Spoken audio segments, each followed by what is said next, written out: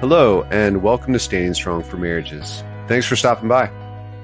Okay, hey, thanks for joining me on this one. I do appreciate and want to give a little comment to everyone who's been posting their insights. The last video I did was a critique of David Pawson, and there was a lot of people in the comment section that actually I felt brought some clarity, as you guys were more informed about David because you had read his book and you're able to quote, page such and such and things like that, to the point where I went out and I ordered it. So now I'll dig into this, and that should be good. So David Pawson, it's Remarriage is Adultery Unless. And so, well, we'll be looking forward to that another time. Probably my next video will be to look at this one. This is a good one by Patricia and Joseph Webb. I know Joseph passed away, I think, a couple years ago. But it's pretty good. I got ink all over the front. But so some good stuff. Learning a lot. Continue to, even after 10 or so years looking at this issue, there's always more to learn, and there's other people we can learn from. So I do appreciate all of you very much. Well, today I met in the comment section and had a gentleman use the handle with the name of Samuel. I said, hey, share your website. He said, I have this website. So we're going to be looking at his website today. And what I think it basically is great is that it's a compact and it's a nice coverage of generally all the big parts that are often brought up by people who hold to marriage permanence. It talks about the early church fathers, talks about Erasmus. It gets into some of the Greek with 1 Corinthians 7, whether we can divorce our spouse and take a new one for the cause of abandonment. It addresses that.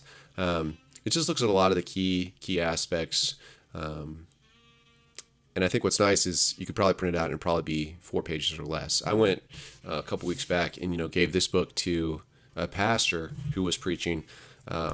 I walked in and he had Pornea up on the screen. I said, "Oh Lord, okay, here we go. Let's see what we got here. I don't have to wait around for 2-3 years to find out." First sermon, right on it. He was defining Pornea as adultery, among other things, and then completely failed to mention that people can get into sexual sin via consequent marriages. So just total silence from him on that.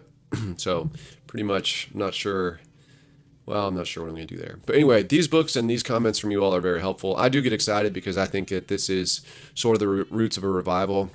It is a big core issue. And if you're new, a document like this will be a good crash course. So I'm not going to go over every little bit, but we will try to hit some highlights. So this is Samuel's website. It's www.verserain, so it'd be like verserain.com/html/divorce_remarriage.html.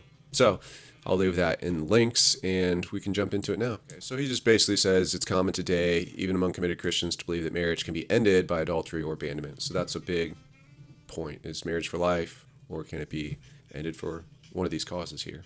Anyway, so then he takes us into the wedding vows, and he starts off with basically some of the key passages used by folks that, like myself, think that marriage is a lifelong commitment and it's only death by which a husband and a wife are separated. So he starts to establish that, and he gets into just Jesus talking about creation, disciples' reaction.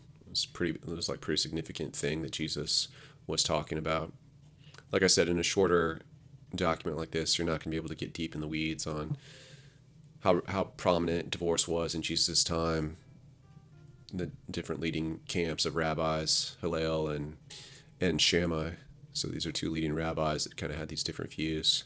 So yeah, he's talking very early on. He takes us into this quote from Jesus about celibacy as how to understand what we should do in the backside of like a broken marriage, or where someone takes off or moves out or whatever. He addresses the exception clause. He starts to get into that basically moichei.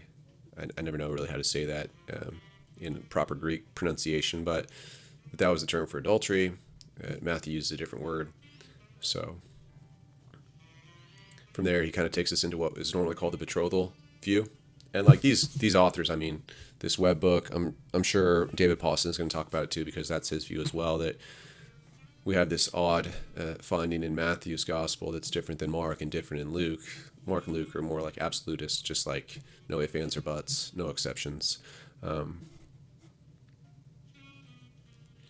But when we get to Matthew, there's this special sort of exception. And how do we understand that? You can see this word betrothal here, and so you can read about it if you're not familiar with that. But it is like nice because there are many people, if we go with his opening statement, there's a lot of people that aren't even familiar with these arguments or these understandings of the scriptures.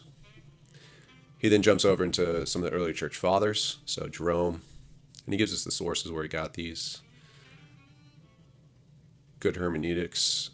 Basically, you want to rely on the more clear text. So as they said, we had two very clear pronouncements from Mark and Luke. So how does that help us understand what Matthew was being said in Matthew? You have these other verses as well.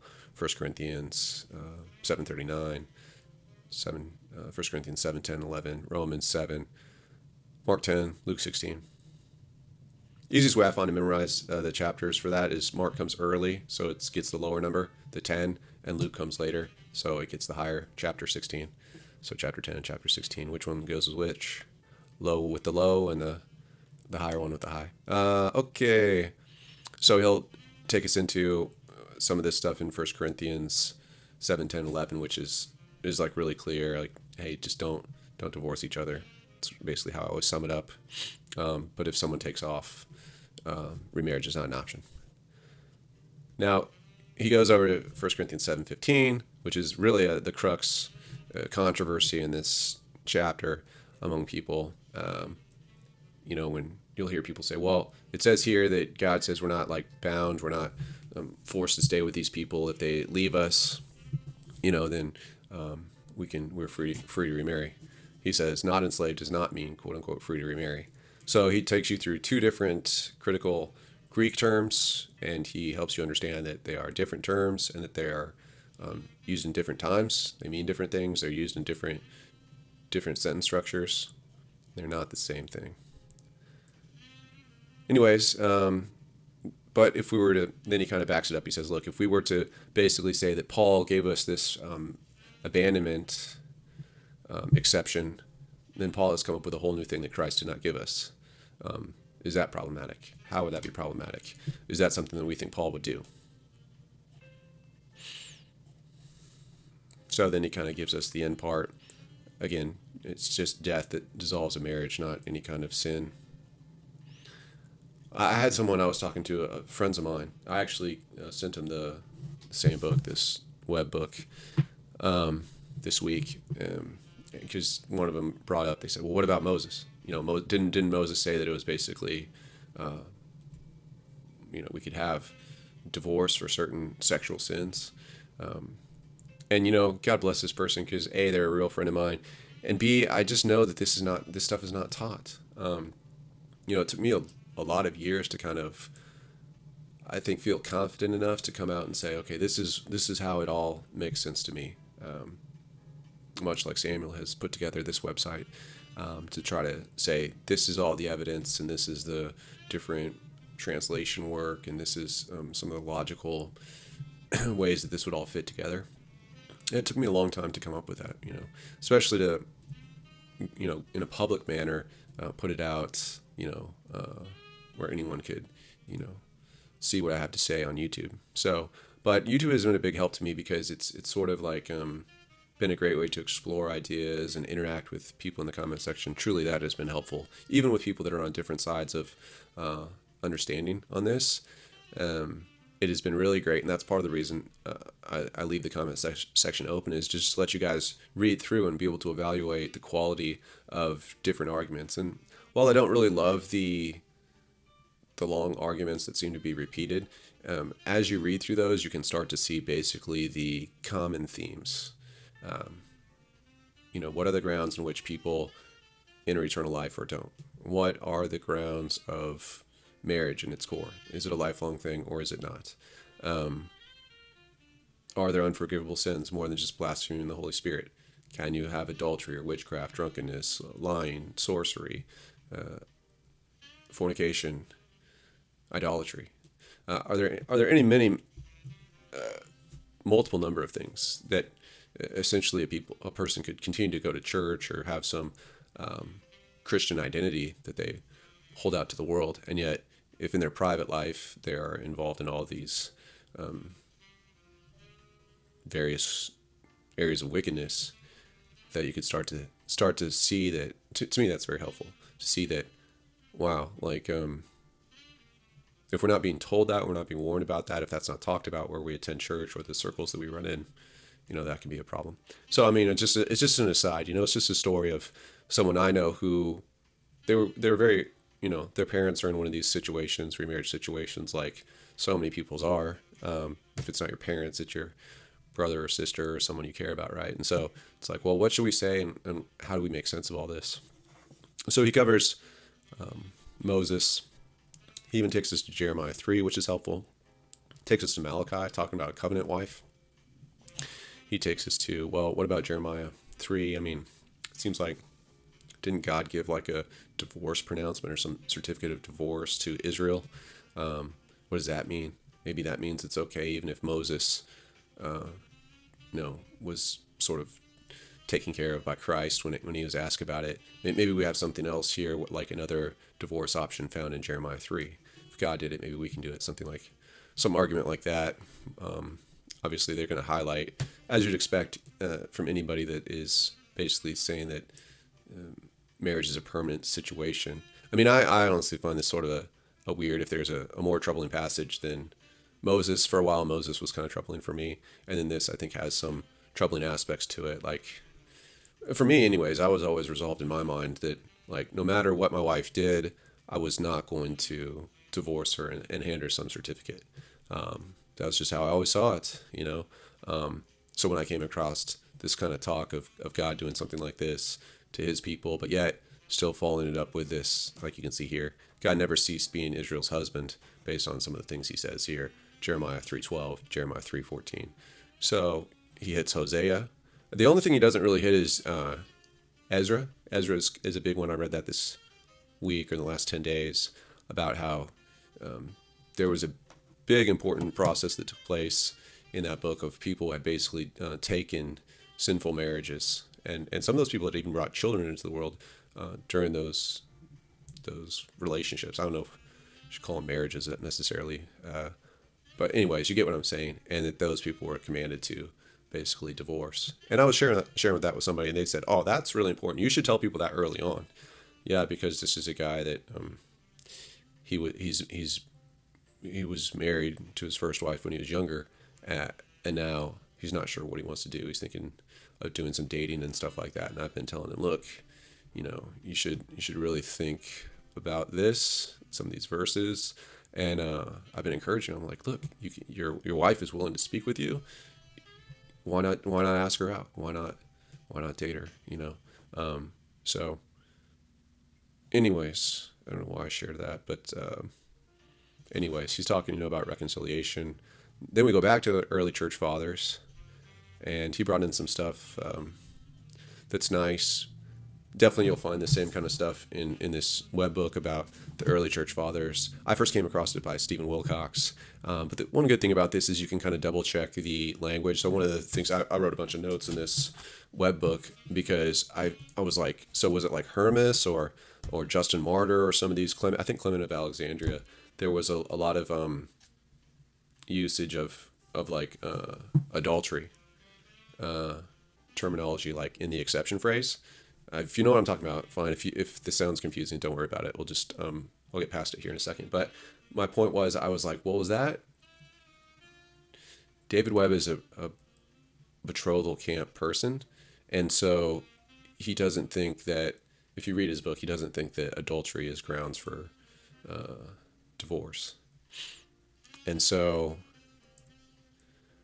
I thought it was weird that he, as an author, would use translations that seem to make his overall message a little bit more confused. So this is nice because you can get like a second translation. Obviously, like Hermas and Clement of Alexandria and Origen, they didn't write in English. You know what I mean? So when we get these teachings from them, it depends on how the translator translated these words, right? So if you had a pornea word, one translator might say, oh, let's go ahead and stick in the word adultery here. Another one might say, fornication. Well, for people that like really key on those words, it's helpful to have multiple translations of what these folks wrote and taught. Anyways, basically, you have some people that come up with these different reasons for separation, which was pretty odd to me, honestly, because 1 Corinthians 7:11, Paul seems to give very clear, don't divorce each other. So I always think that's of some value, but I also find it's of some problem.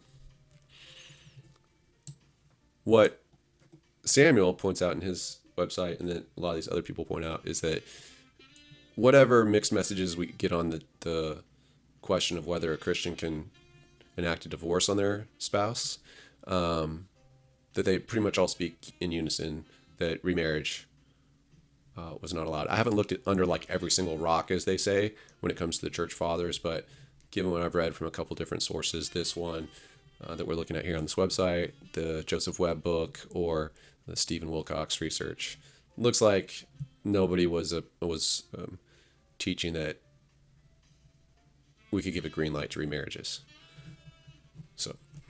So I mean, that is helpful. So then the big question that you don't always come across is, well, then if the early church had this view, how did we get to where we are today? And basically this is the path. I think this is good, what Samuel put together. Erasmus and the humanists depart. I think Joseph Webb does a really great job. Again, it's a divorce and remarriage. Subtitle is The Trojan Horse Within the Church. Whom shall we then believe? So a lot of Joseph and his wife Patricia Webb, their work was basically keying in on the changes Erasmus made and that were picked up by the reformers, and so why the Protestants are have these crazy high divorce rates. Basically, it's because in a single idea, it was that Erasmus convinced everybody that seeking our happiness as a humanist is penultimate above these other restrictions or sayings of Jesus, and that somehow, they were able to sort of trick us.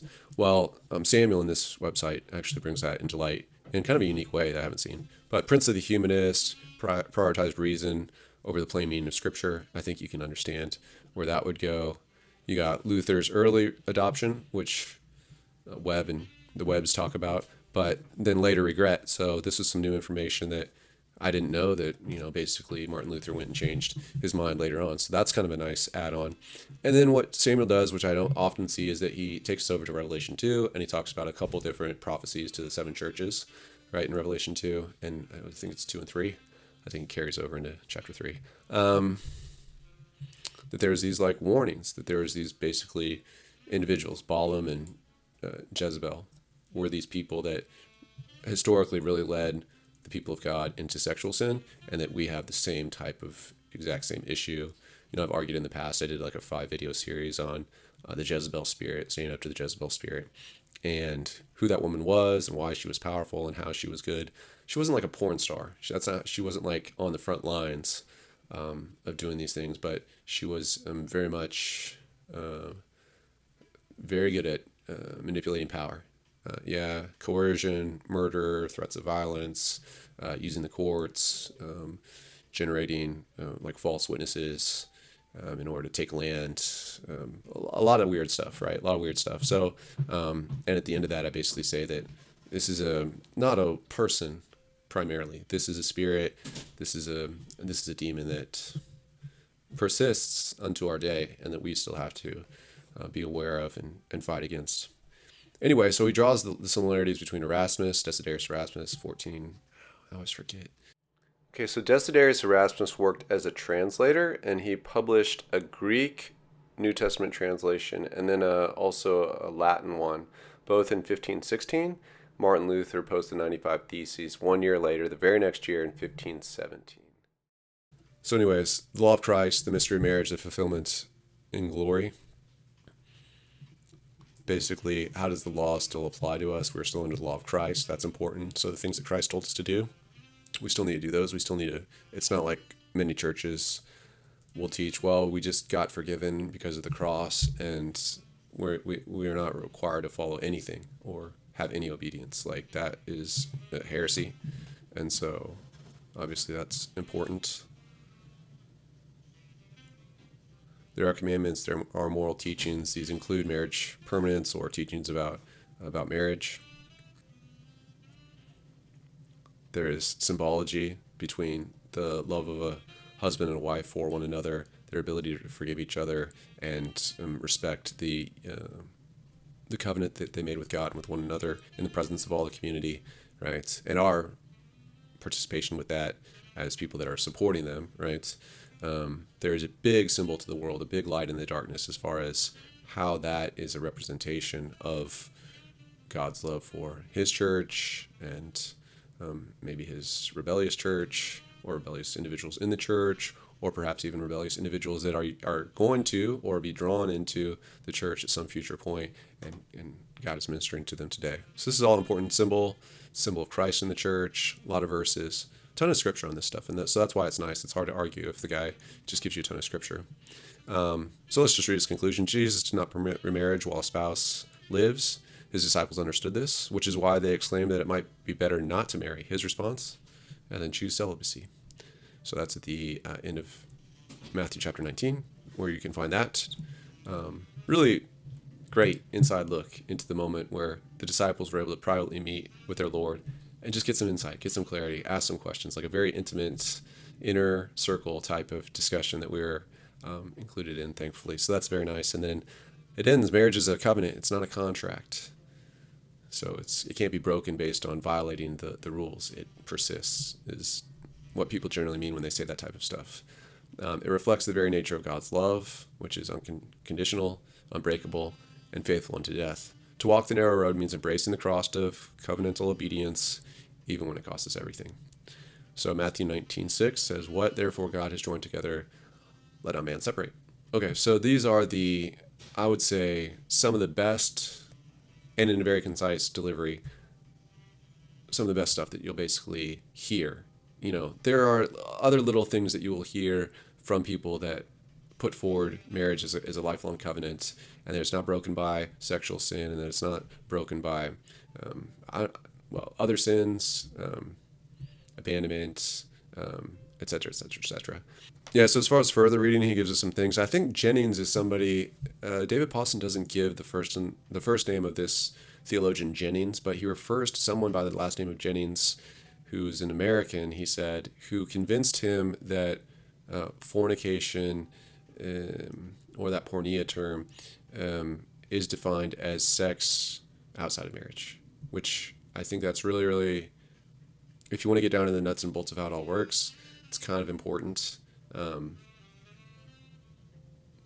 But if you don't want to get into the nuts and bolts of all that, I still think that you can get a very, very large overall sense of like a huge mass, like a core mass of like, what does the New Testament say? What has the church believed over the centuries?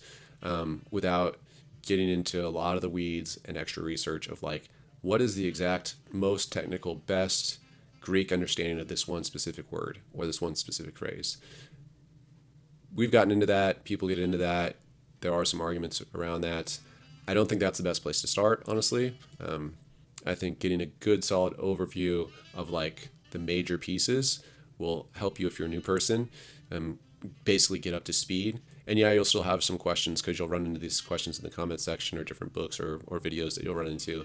And it'll throw you some curveball about some like sort of more obscure thing that basically someone would argue like, well, if you understood this one Greek word or phrase to actually mean this thing and not this other thing, then like the whole house of cards falls apart. But that's essentially their argument. So for them to win, they basically have to, really build their whole argument on a small thing. And then have that small thing override and overcome all the stuff that we're seeing here in Samuel's website. So you can read some other books, maybe about what is the best understanding of the term porneia. Maybe it means a betrothal term, something like what happens for Jews during a special elongated like pre-marriage engagement situation. Or we've had people like Sharon Fitzhenry argue that, and others argue that the best understanding of this exception clause is that, or supposed exception clause is that it's relating to some sort of like prostitution, people that go into the prostitution business. Maybe that would be They argue sometimes that would be the exception, where a person could divorce their spouse.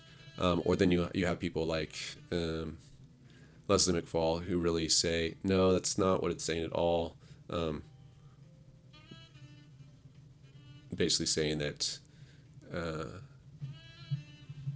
like a husband who sends away his wife is guilty of her subsequent fornication or sexual sin. Yeah, because he sent her out and he exposed her to that. So he basically debauched her, is what McFall would argue. Or if there was someone besides the husband that convinced a wife to leave, then that person basically debauched her, just meaning that they exposed her to additional, like really cranked up the temptation to sin sexually on her by basically like doing whatever they did. Either if it was her husband kicking her out of the house, if it was some third party outside person, then basically like tricked her or deceived her. And so now the couple, the husband and the wife, is in significantly more danger of getting into sexual sin. And so just to wrap up on McFall, because we covered that recently, McFall would say, look, that's what's going to happen. And that the phrase like not even for fornication means that if the wife was sleeping around on the husband, cheating on him, running around behind him on on the side during the marriage, then obviously like that, those sins are hers and hers alone. Yeah, but if he kicks her out of his house, then after that point, her sexual sin is partially, I think, his responsibility, partially or wholly, I'm not sure, but basically that'd be the understanding from that. So, here we go. Biblical Teaching on Divorce, Remarriage by Leslie McFall. So that's a 500, 600 page document. So I just gave you the footnotes there for that, and where he concludes. And some other stuff. I don't know, Steve Amato, Dr. Joseph Webb we've talked about, David Pawson we've talked about. Books, another David Pawson, and 2 more by Joseph Webb. Okay, thanks. Hey, wanted to take a quick second and let you know about some opportunities that are available through Standing Strong for Marriages on Patreon. We have different tiers where you can donate. We're not putting extra content on Patreon, so all of it will be available on YouTube. But this is just an opportunity.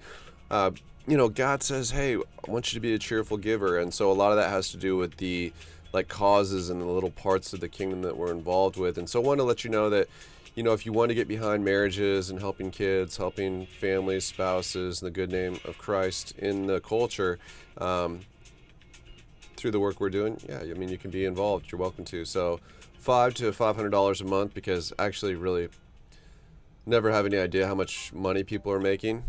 But anyway, you get the idea. I'll leave you the link in the show notes, and let's get back to it. Thanks.